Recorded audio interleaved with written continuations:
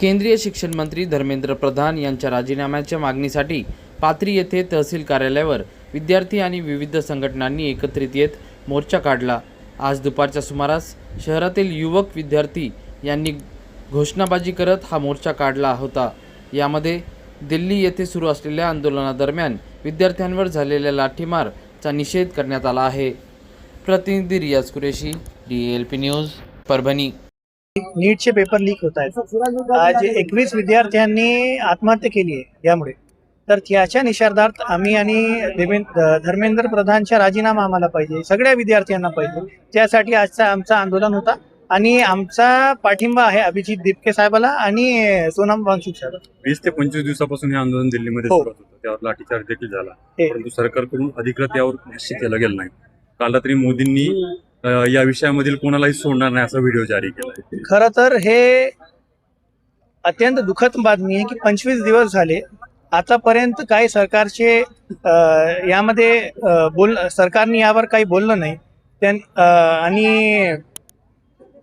जे त्यांच्या शिष्टमंडळ असतं ते सुद्धा त्यांनी काही आतापर्यंत पाठवलेलं नाही।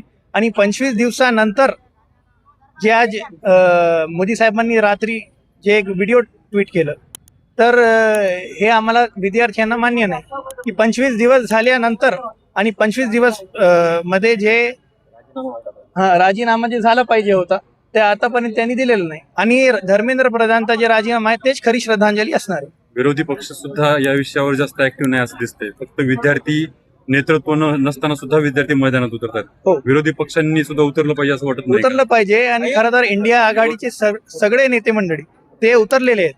अखिलेश यादव असो, राहुल गांधीजी असो, सगळे इंडिया आघाडी पातळीवर जर आपण विचार केला तर कुठेतरी इंडिया आघाडी गायब दिसते महाराष्ट्रामध्ये जर तुम्ही बघितलं। हो, आता कुठं गायब दिसतीये?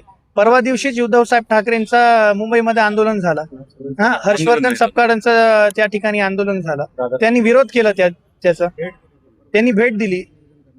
आता 2-3 दिवसानंतर परभणीला पण याचं आंदोलन होणार आहे इंडिया आघाडीच्या वतीनं। तर नंतर याचा दुप्पट मोठा मोर्चा आम्ही परभणीला काढू। सर्वच राजकीय पक्षाचे आणि सामाजिक कार्यकर्ते संघटना सुद्धा याचा विरोध करायचा आहे। आपलं हे लढा कवर चालू राहणार आहे जेव्हापर्यंत धर्मेंद्र प्रधानचा राजीनामा भेट नाही तोपर्यंत आमच्या लढाई चालूच असणार। काय वाटतं आपल्याला, सरकारला काय आपल्या मागण्या वगैरे मान्य करतील? सरकार हा मोदी सरकार जे अत्यंत मगरूर सरकार आहे। आतापर्यंत 25 दिवस झाले त्यांनी याच्यावर काही बोललं नाही, तर याला इससे स्पष्ट हो रहा कि सरकार जो है ये बहुत मगरूर सरकार है और इनको देश के युवाओं से, विद्यार्थियों से कुछ फर्क नहीं पड़ता।